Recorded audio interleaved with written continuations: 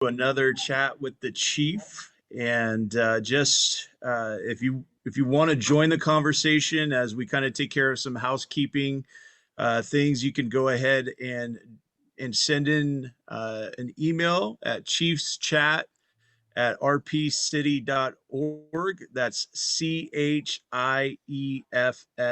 CHIEFSCHAT at rpcity.org. If you're joining us by the Zoom link, you could go ahead and post your questions in the chat. And then if you're joining us on Facebook Live, go ahead and leave a comment there, and they'll get us the questions and we'll go ahead and get them to the chief. There have already been a lot of questions that have come in, and so we'll do our best to get to all of them and kind of group them together and kind of address the same topic as we go along.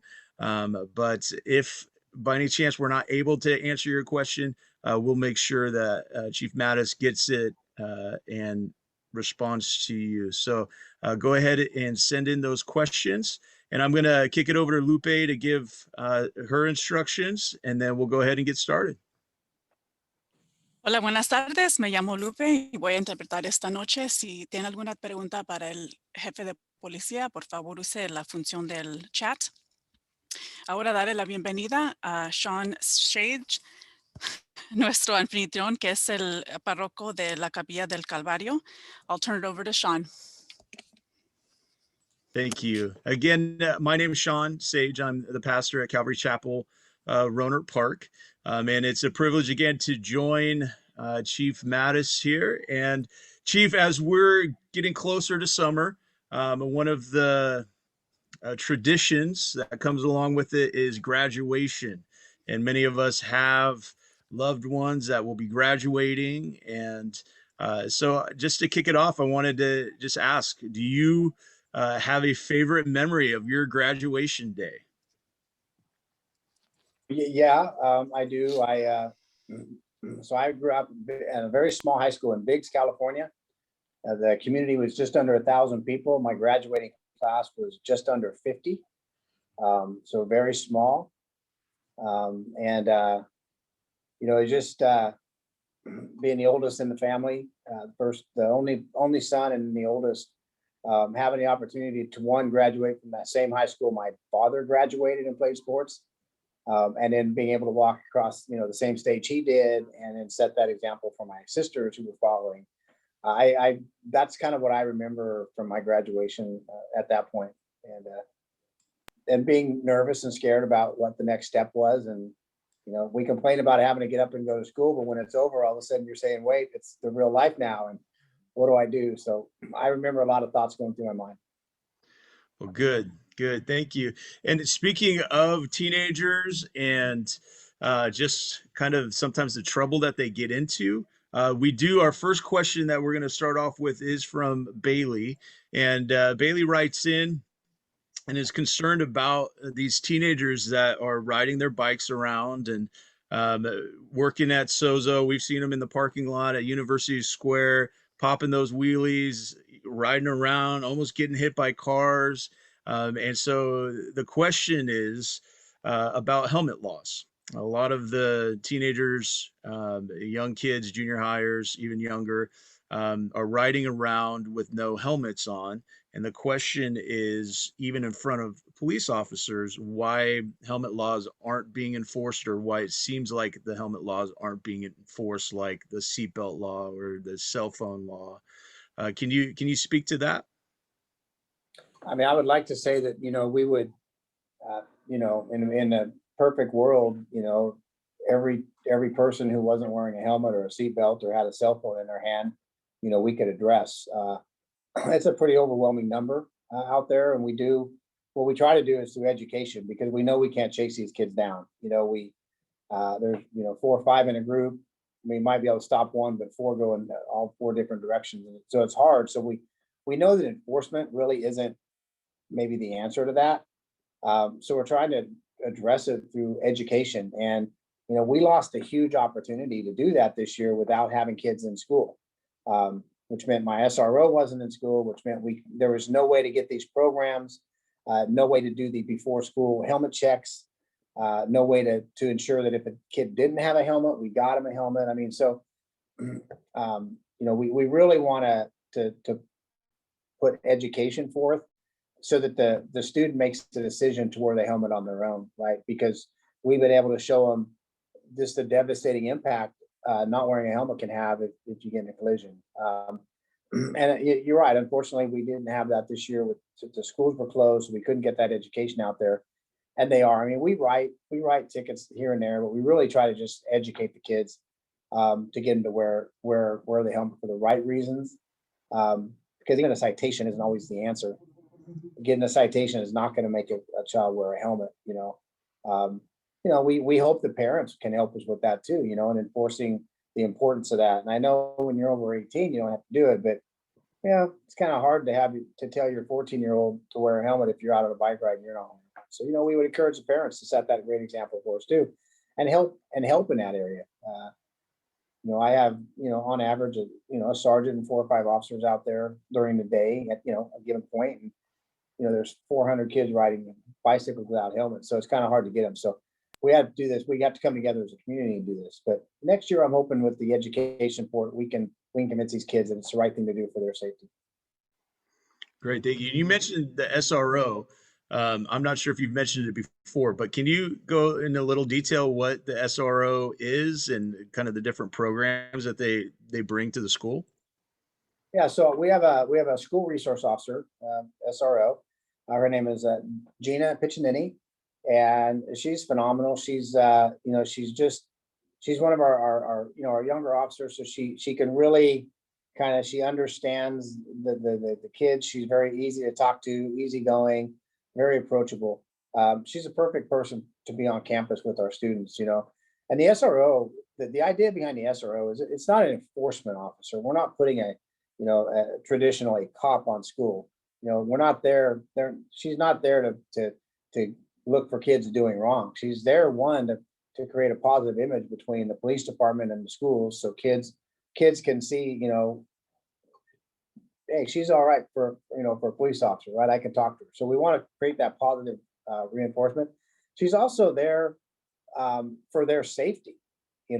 She's not as much there to keep them safe from themselves. She's there to keep the campus safe from outside, influences. So, it's a good presence there. She's on campus. That puts a car outside the school. We know high visibility is great for that kind of thing. So we are working on a couple of different things. With school being closed, she came up with a couple of really good ideas, and I know she and Jill are working on one right now. So we're hoping to get that into the school. So it's really about having a uniformed officer on the schools to further build that strong relationship with the police department and the schools. Awesome. Yeah. So talking to the kids that have come into Sozo, a lot of them love Gina, and anytime Gina comes around, they interact with her. I think it's been a great interaction, and definitely a bonus for our community. So thank you for that. The next questions deal with speeding. In particular, along Camino Colegio, we have Richard that writes in that speaks to the loud mufflers, the drag racing that goes on down East Cotati Avenue. And so there's a lot of questions. Again, Richard and Jack have written in, and they're asking these questions about the street racing. Can you speak to that?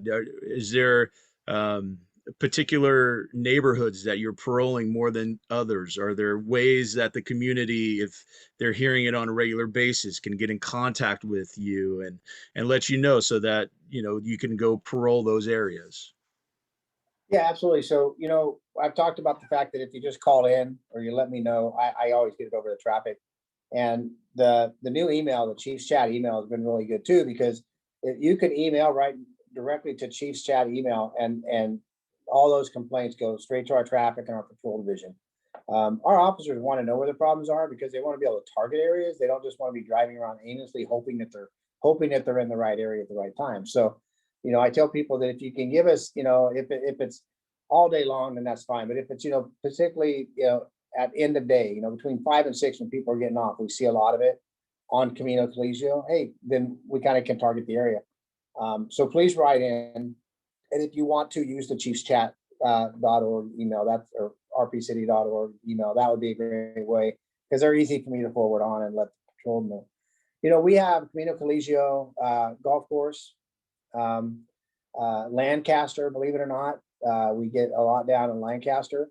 And so we know, and we're patrolling those areas. And so, you know, and the other thing I say is that when I put an officer on there, when an officer goes and sits and does speed control, you know, people drive so well. You know, they just maintain the speed limit in their lane, and you know, and the officers will come and tell me, I sat out there for an hour. I was out there, you know, a few times I didn't. And it's because, yeah, when the black and white's there, they're not doing it right. They're looking for the time. So we try to, you know, we try to be there at the right times. We've got a couple of ghost vehicles now that are really helpful. And a ghost vehicle it's a fully marked vehicle. You may have seen them driving around, but they're not quite as colorful. The stickers and the banners are more of a subdued. And we've taken the lights off the top of the cars and put them inside the cars to make them look a little bit, to blend in a little bit more. Because you know as well as I do, people can see those cop cars a mile away, right? So we are doing that, and one of the ghost cars is assigned to traffic. So we're doing everything we can to try to limit that. You know, the other thing is we put our traffic trailer out in some of those locations, and it's done a good job. But we're getting it repaired right now because we've had some vandals who have cut the wires on it the last couple of times. So we're trying to come up with a solution to make the traffic trailer safe, but have it out on the street where it can be that deterrent. You know, so thanks for writing in. We know traffic is a huge community issue. And you know, patrol and traffic are dedicated to do what they can to slow people down. But Richard, you're right. Camino Coliseo, we have some bad collisions out there. What about the piercing loud mufflers and the you know, motorcycles that are just so loud? Are there any laws against that, or is that kind of one of those it's very hard to grasp at and write tickets for? Yeah, you know, there is a code on the books for like loud mufflers, loud exhaust, but it's a very difficult ticket to write because it's based on decibels, and so you have to have the tools. You have to have the tools available to measure those decibels to see if they're violating. It's kind of like exhaust, right? Back in the day when I was growing up, you know, we didn't have all the fancy exhaust systems that cut the emissions down, and so you would, you know, you ever seen like a Freightliner take off and the black smoke comes out the chimney? Well, you know, cars used to do that, right? You take off and you get the black smoke, and you know, there was a thing I believe it's called a Ringleton meter, which you had to have to measure that black smoke to see if it was actually a violation of the code. And so that's kind of the same with the loud, you know, is getting. I mean, if we get one that's excessively loud, you know, we try to deal with it. Sometimes we can get CHP, and they're the experts in that kind of thing. But it's difficult. And I live over off of Lancaster, and I hear it myself.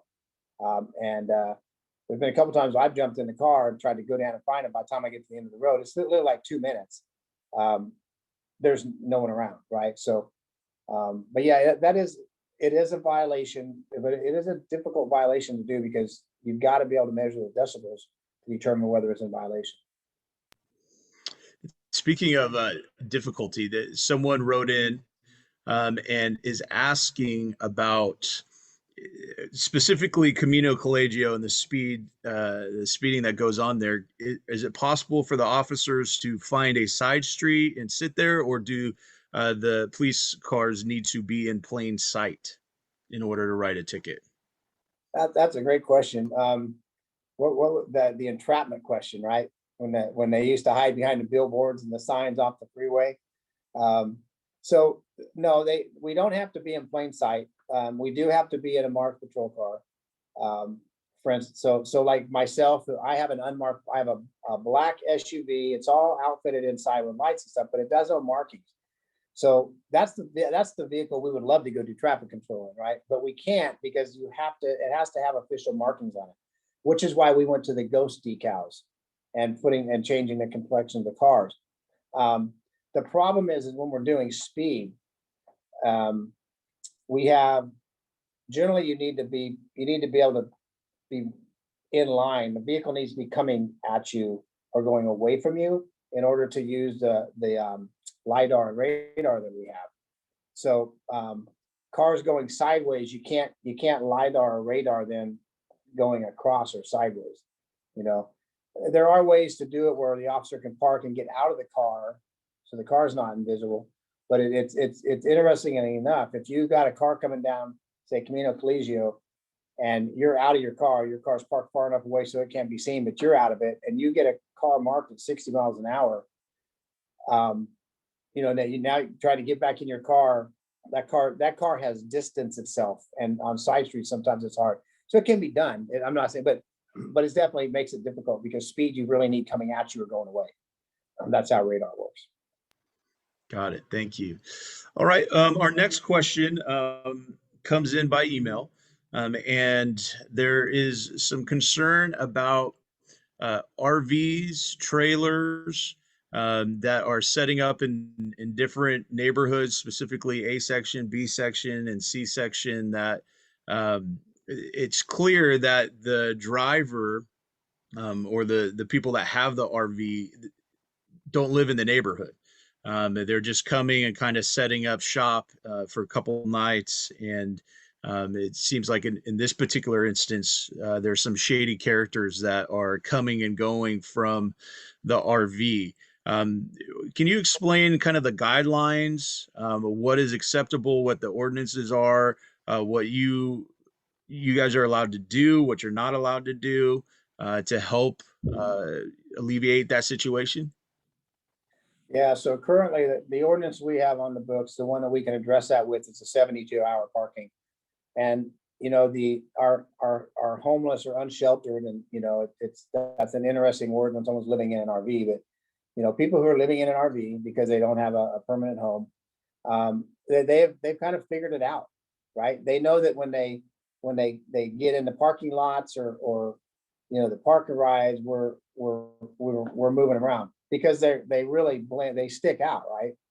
When you see 3 RVs parked in the Burlington parking lot, you don't figure they're shopping at Burlington's, right? So kind of easy to spot. And they're tired of getting pushed off these parking lots daily, right? So what they started doing is they just try to blend in a neighborhood, right? Because it's not unusual for someone to own an RV or a travel trailer and park it out in front of their house, right? So they park there. And so the calls help us because we know, at least we know who doesn't live there and doesn't, so we can address it. But if you call us, we can put a 72-hour tag, and at 72 hours, and we can try to force them to leave or cite them at least. But it's becoming a problem. It's not just an A, B, C section. We're getting in a D section. We're starting to see it. In fact, we're starting to see it all over the city. And because, like I said, they're tired of being pushed off the public lots. And so they're starting to really move into the neighborhoods. But you know, please call us. We're always there. We always will come out and check it out. A lot of times just us coming out and talking to the people will be enough to move them along. Sometimes we have to go through the 72-hour notice, but we will definitely do it. But you know, think about driving to the other side of town where you don't live and trying to pick out who should have an RV there and who's maybe not, right? It helps if you call me, then I know I can go there and just address that issue. So again, give us a call. And this brings up a kind of a larger topic of homelessness and the different encampments that kind of pop up in Rohnert Park. I know just a couple weeks ago, I was driving down Rohnert Park Expressway and Redwood. I think there was right around Olive Garden. There was one that had popped up for a little while, and I saw it getting cleared out. So can you expand a little bit more and give us kind of a better idea of what again what you guys are trying to do and how you're trying to help them as well as keep the streets, you know, safe and all that? Yeah, absolutely. This is an hour discussion minimally at on its own, right? Or this is, and I know the community, I know why the community is upset and why they want answers. But so we have a couple different things going on in the community right now. We have what we call as a homeless roundtable. And the homeless roundtable is they're kind of approaching homelessness from a holistic side, right? They're trying to kind of find solutions like safe parking. Um, they were instrumental in bringing the showers once a week to Rohnert Park, right? Um, they've got kind of a food program going on. So they're really kind of trying to address the individuals who are experiencing homelessness. And anybody from the community can be on that group, right? Go on our website, the city website, it'll tell you when the meetings are and how to join that. And, I always say, if there's a problem and you see a problem, before you complain about it, try to be part of the solution. So I would encourage people to go and be part of that roundtable to help build some of these ideas. The other thing we have is called a homeless task force. The homeless roundtable is not run. It's not a city run, right? The city kind of got it going, kicked it off, brought the people together, but now they're running themselves. They're a community-based kind of group.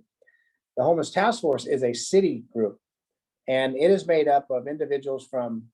So I have a lieutenant, a sergeant, and a CSO from the public safety department assigned to the task force. There's members from public works, there's members from code enforcement, and there's members from city hall and housing.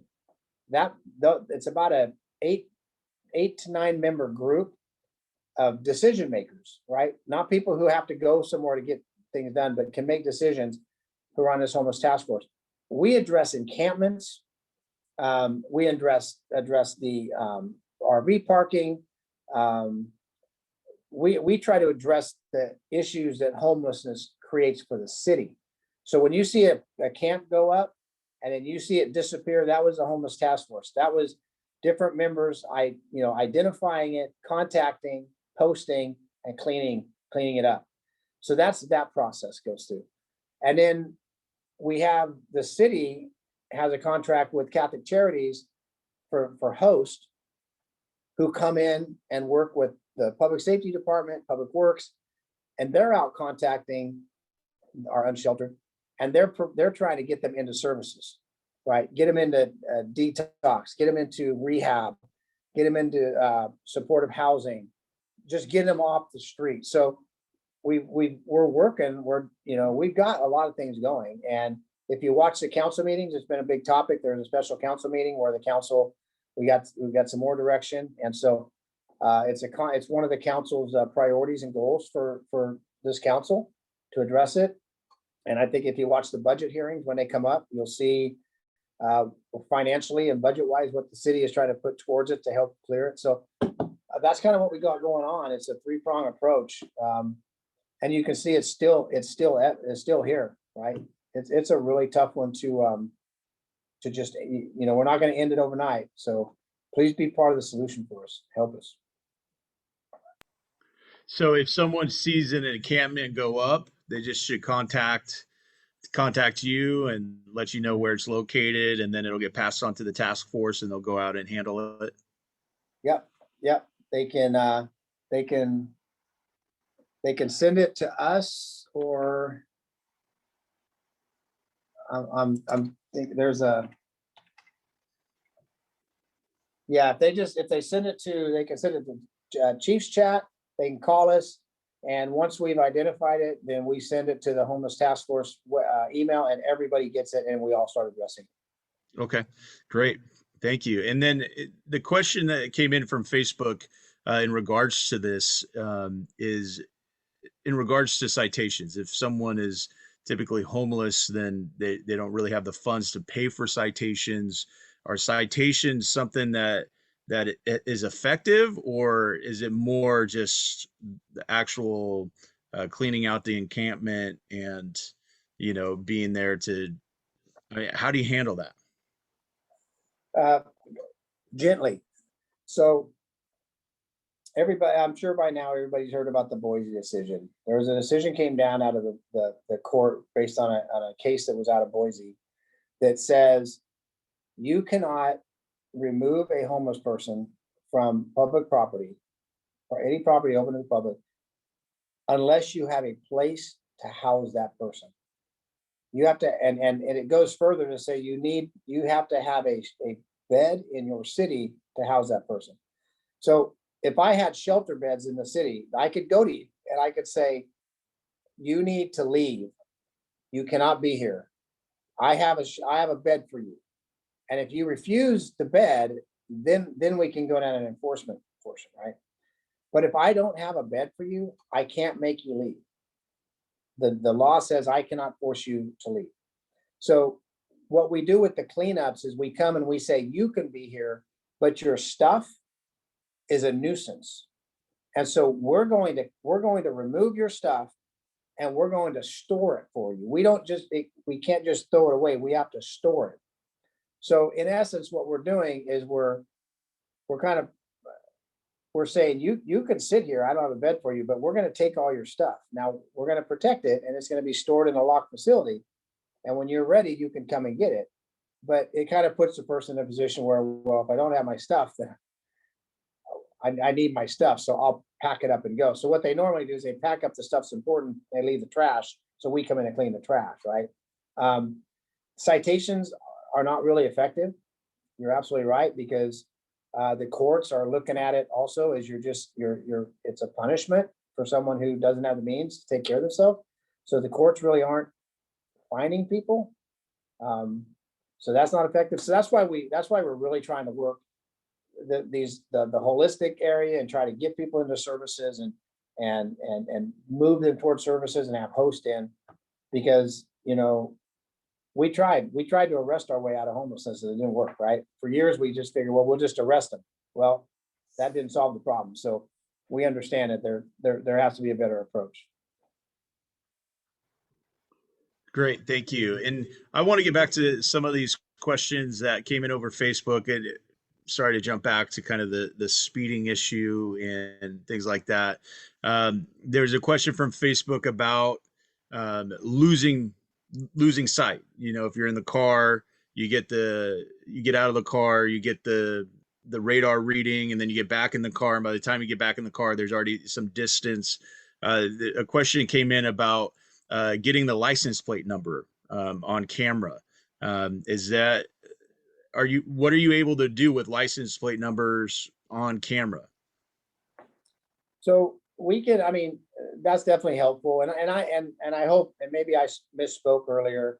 I wasn't meaning it's impossible. What I was meaning is, in order to do effective traffic control, you really got to be in a position where you can see cars coming or going. And if you're stepping out and you're trying to LiDAR and run back to your car and chase people down, it's not really an effective manner in which to do it, but it works. But in order to write a citation, we have to be able to identify the driver.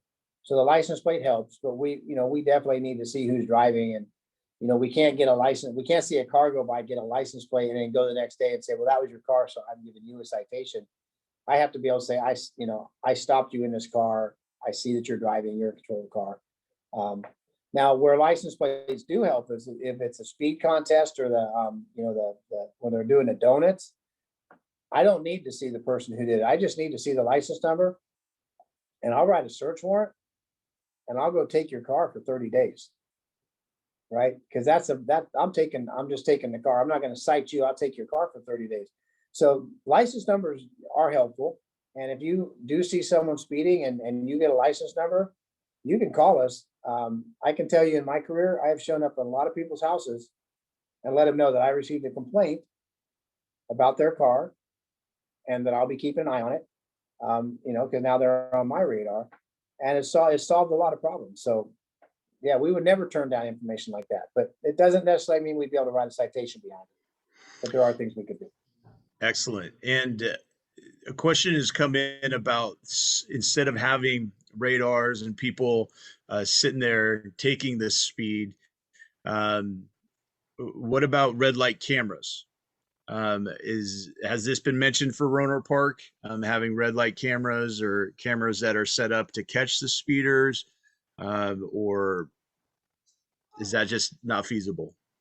So red light cameras they're good for one thing, and that is for people who run red lights.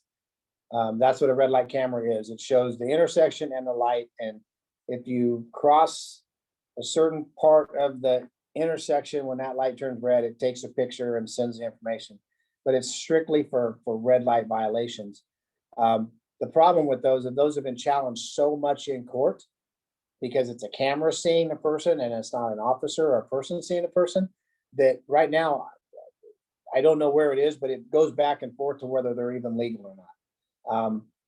And even the speed trailer. If I was to set the speed trailer out there and then I was to watch the speed trailer and I saw it flash 78, that I couldn't write a ticket behind the speed trailer. I have to write a ticket behind the LiDAR, which I know has been calibrated at that time and is working, and I calibrated it, and I saw the reading, and I can testify that LiDAR was fixed on the bumper of that car, not a car that was going away and it caught the wrong car. So it's pretty specific on speed.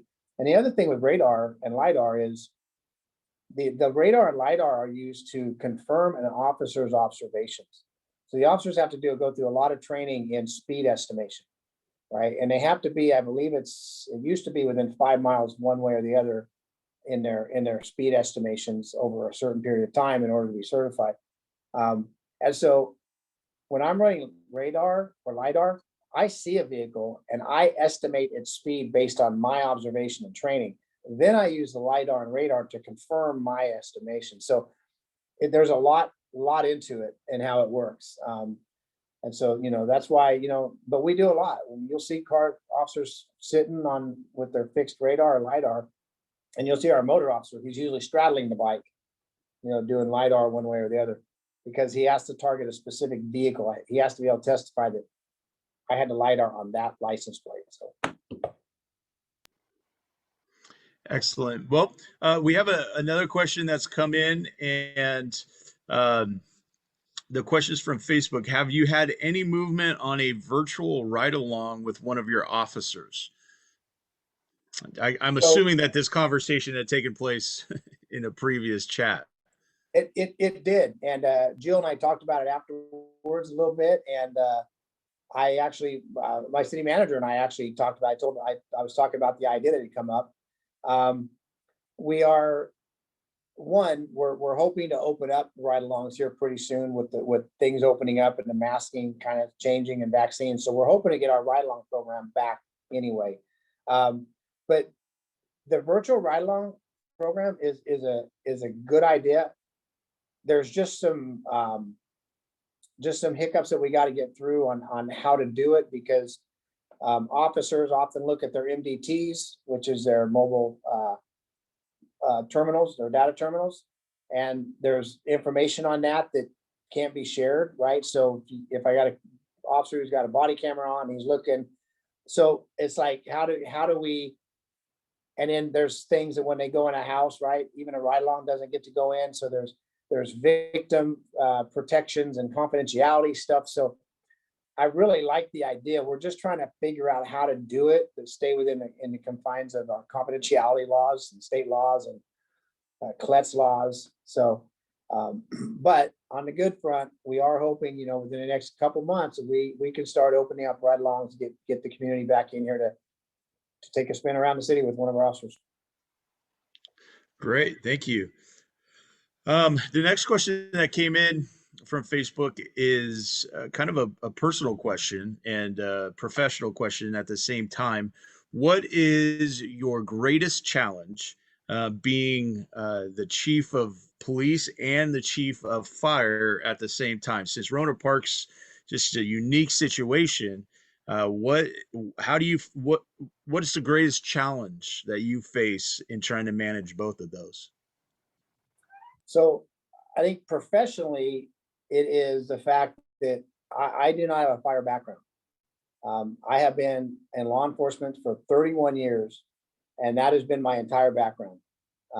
Other than my son being a firefighter, I can't claim any fame to that profession. And so professionally, I've tried to work to learn the systems and learn some of the lingo and language. The staff still will make up names and get me believing it's a part on the fire truck or fire engine, but that's okay. They have fun with it. But so professionally, it's overseeing a discipline in public safety that I don't have the background in. But I'm okay saying that. I'm okay saying that I don't know about fire. So let me figure out how to get the fire trucks and the fire engines and the ladders and the hoses you guys need to do your job. And I'll step back and let the professionals do it. I've got a great staff who know fire very well, and they really run the fire department. They oversee that, right? I'm their support. So professionally, I think that's my biggest part. Personally, I would say, because my entire career has been law enforcement, I don't want anybody in the agency to think that I think anything less of fire. So personally, I really try to understand and know what's going on there also. And because I don't want to be looked at as a police chief who has to take on fire, right? I want to be looked at as a someone who's been in law enforcement, who's open to learning this new discipline and understanding it. So those are probably the professional and personal things that I deal with it, coming from the outside. And it is unique in that Rohnert Park has officers that have a police background and fire background, and there's a rotation where they're in fire and then they're in police. And I know, at least we've talked about it in the past, that there is a rotation where they go back and forth to make sure that their skills are honed. And a question comes in along those lines.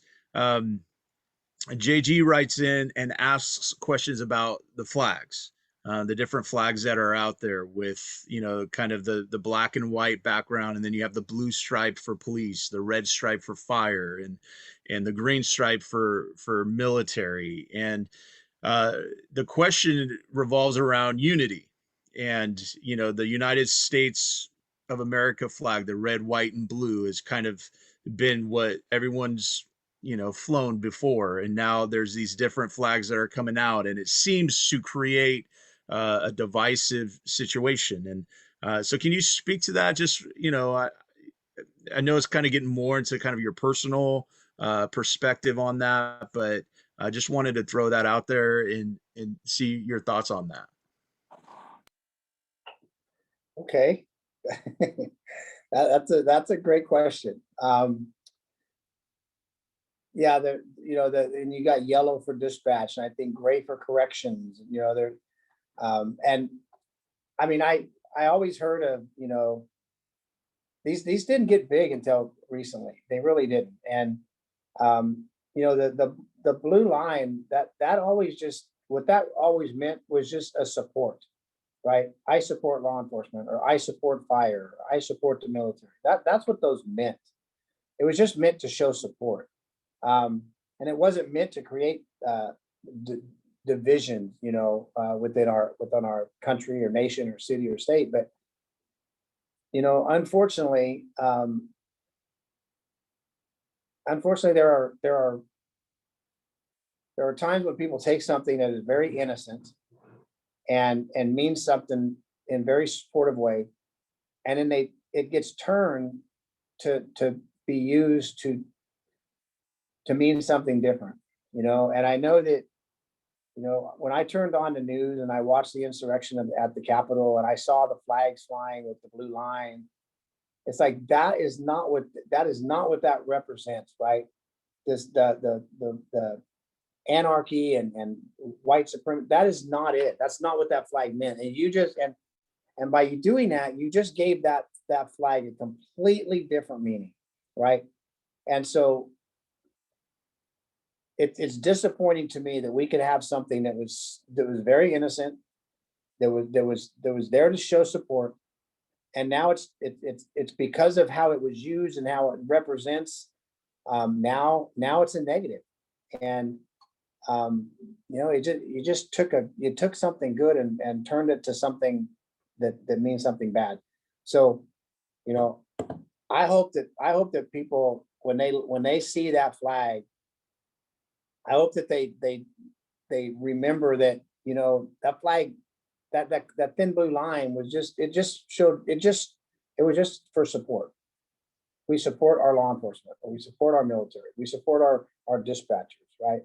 Um, so I personally don't have that flag, just because it was ruined the day I saw how it was turned around. So it's a tough situation. I don't want to I don't want to go too deep into my, you know, personal opinions of it. And I thank the person who wrote in, because, you know, he's right. It's, you know, we do live in the United States of America. We have a flag that represents our country, and that's a flag that should represent our country. Um, and it's unfortunate that the lines that were added that meant something really innocent have now been turned around and mean something negative. And in regards to that, a kind of a follow-up question, because there has been some negativity towards police officers and law enforcement, um, as the chief, are you finding it difficult to find new recruits? Are you finding it difficult to keep the police officers that are there? What's kind of the general morale amongst everyone? Yes. There was a discussion today with my supervisors group, and you know, we were talking about we have a meeting coming up, an all hands meeting, and we're really going to try to delve into what do we want, policing to look like in Rohnert Park. You know, how do we want to serve our public, right? How can we do that in the best way, right? So we're going to have this discussion, and got a discussion, and you know, every officer here, they come in every day, they strap on that, put on that uniform, strap on that vest, and they go out and do their job. But it's getting tough. It's tough for them, and um, and we're in a very supportive community. Rohnert Park supports their public safety, right? And even our officers are having difficulties because of what they see in the news, right? And because of all the negativity towards law enforcement, not necessarily Rohnert Park law enforcement, but law enforcement in general. You know, and I think you can only turn on the news so many days in a row and be told what a bad person you are because you belong to this group of individuals before it starts getting to you. And, you know, I know our officers are feeling it. It does affect morale, and it is affecting morale. Um, you know, they say, you know, we're almost afraid to do our jobs because we don't want to be the next story on CNN, right? And, you know, as a command staff, we really keep trying to push the message. If you do it professionally and you do it respectfully, you're not going to be the next story on CNN. But I can't guarantee that, because I can't guarantee that something's not bad isn't going to happen. An officer's going to be forced to use force and then be questioned the next day on it, right? So um, it does affect it. Recruitment's hard. I don't know if it's all because of this or all, you know, COVID has anything to do with it, but it is getting harder to find.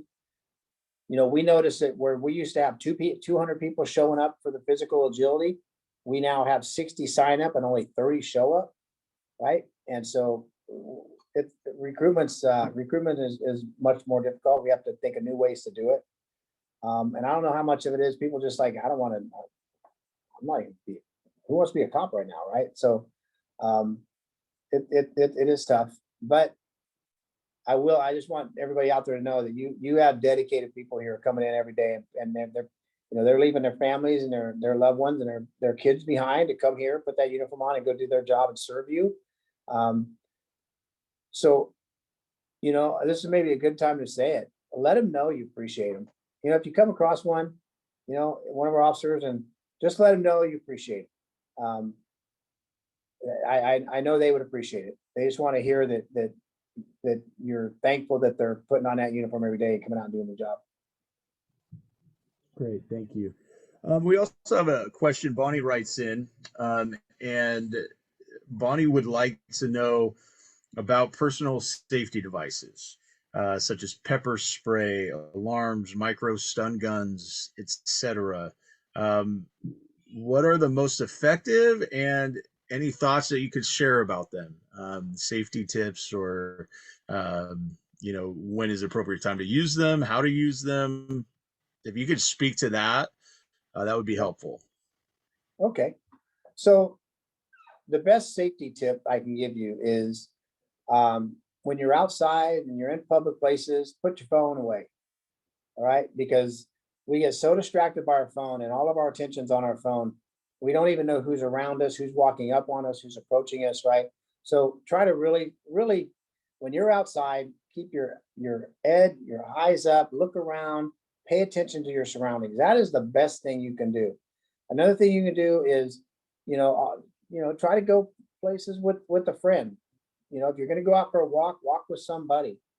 Try not to take walks alone, especially at night. Stay on well-lit paths. Just, let people know, hey, I'm going to go out, so someone knows when to expect you home. There are just all these simple little safety things you can do. When you start talking about pepper spray and stun guns and billy clubs and whatever else, they always concern me, because anytime you have something, anytime there is any kind of engagement with you and another person, there is a pepper spray, a stun gun, or it's going to be present because you now brought it. And 90% of the time, when you pull that out to use it, it gets taken away and is used on you. So that is the advice I would give: is that unless you're going to get something like that, you're going to go to a class and you're going to learn how to use it properly, and you're going to learn how to maintain it so it can't be taken away from you. You're going to learn distance control when you're using it. Don't, because there's a good chance it'll be taken away and it'll be used against you. So, I just say be alert, be aware, head on a swivel, and try to walk with someone or have company when you're outside. So that's really interesting. So you mentioned 90% of the time, someone who's not trained and just has pepper spray in their purse or in their pocket or a stun gun, typically you're saying that when they pull it out, it gets wrestled away from them and gets used on them. So yeah, so when I throw out that 90%, I'm thinking about over my career. I probably went to 10 cases where someone got pepper sprayed, right? And I can probably recall 9 of those 10 where the person who got pepper sprayed was the one who brought the pepper spray, right? And so, that was an official number. It was a number to say it's not a good idea. It's just the likelihood of it being taken from you and used against you is very high. Yeah. So if that's something you're going to do, then your recommendation is go to a safety class, learn how to use it, learn the situations. Just like all gun safety courses too, it's all about preventative and not having to ever use it. Correct? Right. Yep. All right, great. Thank you. So this next question might literally cause a bang, but it's a question about fireworks. And we have, it has stirred up quite the passion in Rohnert Park. A few weeks ago, City Council voted to ban fireworks. A group of the nonprofits that ran the fireworks booths got together.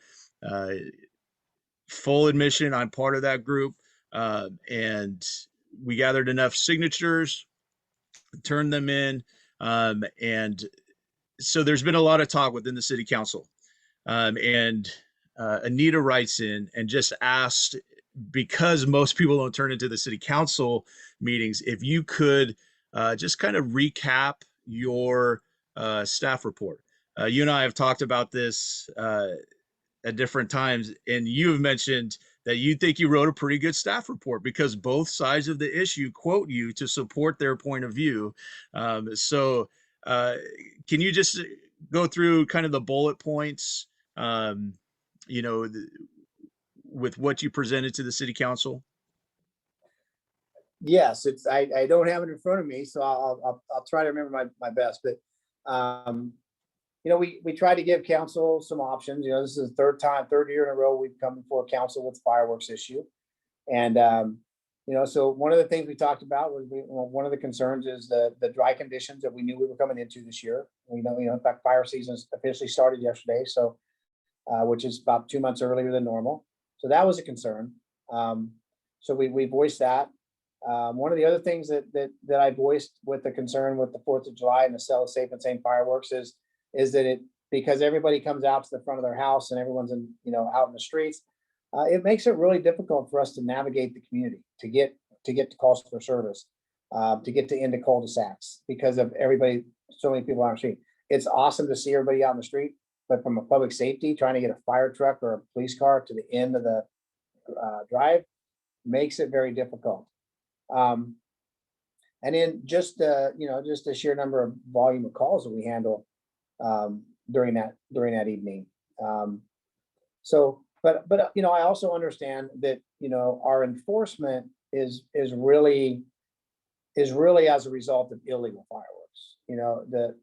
That's what we're trying to stop. And so the safe and sane fireworks, although they're not flying in the air and they're not the ones that are going to maybe get out of the dry weeds, they do still cause some fire issues. We've had people dump them in trash cans too early, and 2 o'clock in the morning, the trash can ignites and starts to shed our house on fire. So there are fire concerns with safe and sane. And depending on what happens this year, if they move forward and they happen again this year, we're really going to have to educate the public on safe means of disposing of these fireworks. I don't want to see anybody's house burned down. And I'm not going to start over, Sean. I know I lost you. I'm just kidding.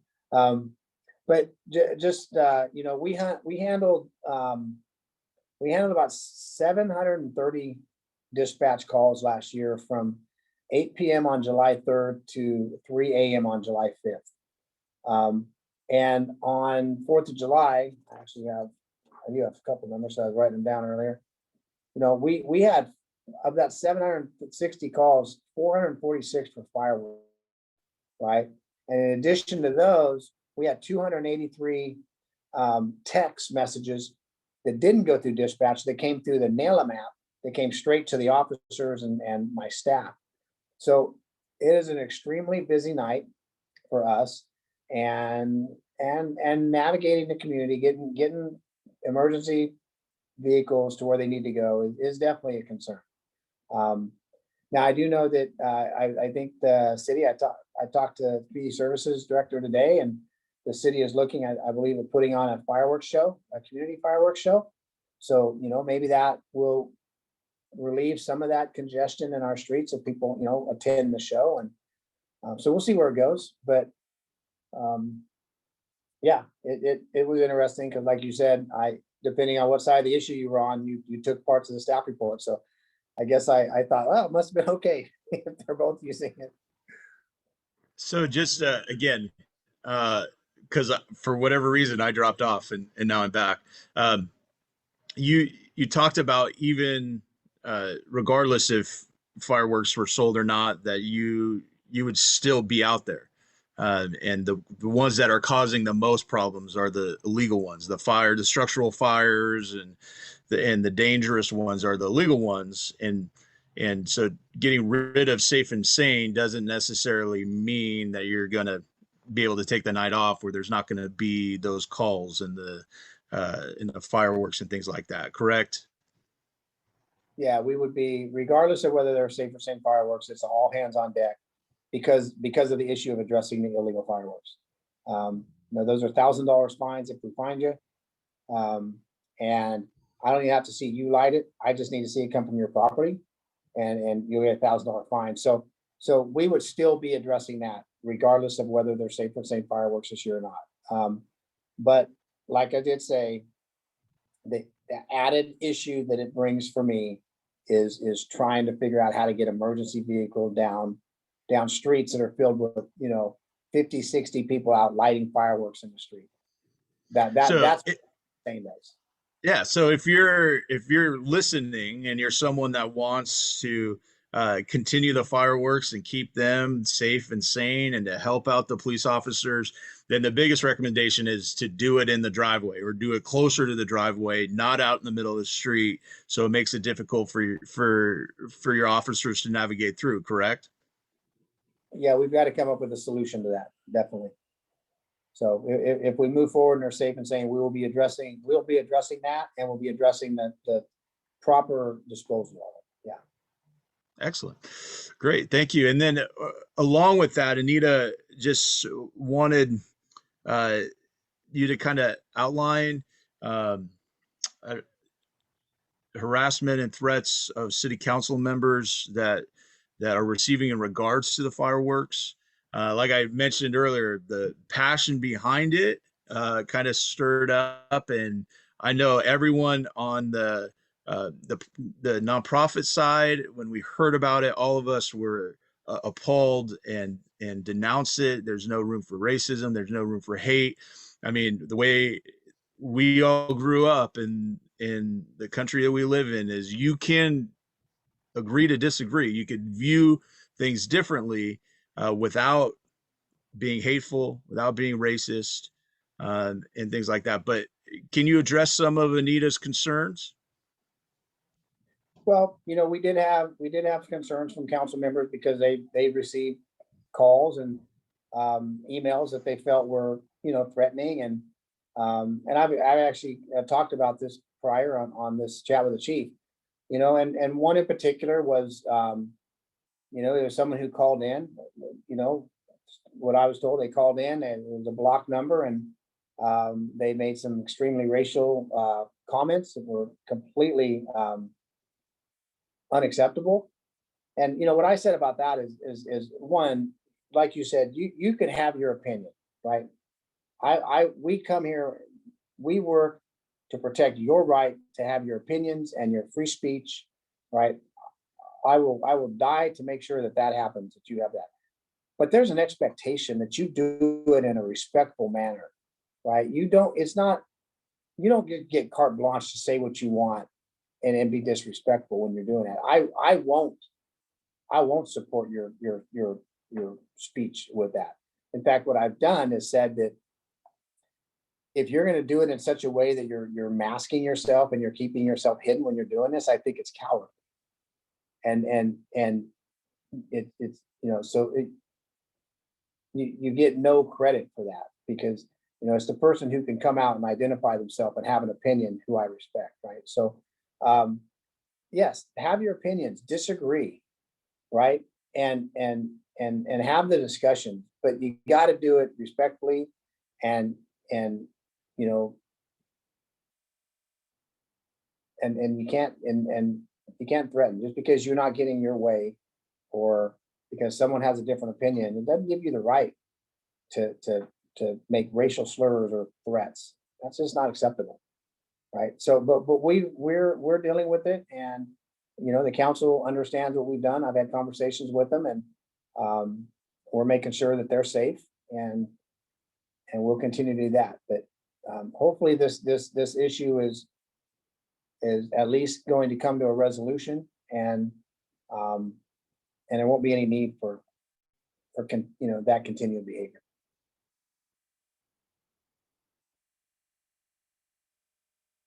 I think Sean froze again. So, but I think we're just about at our time anyway. So we'll give him credit for that.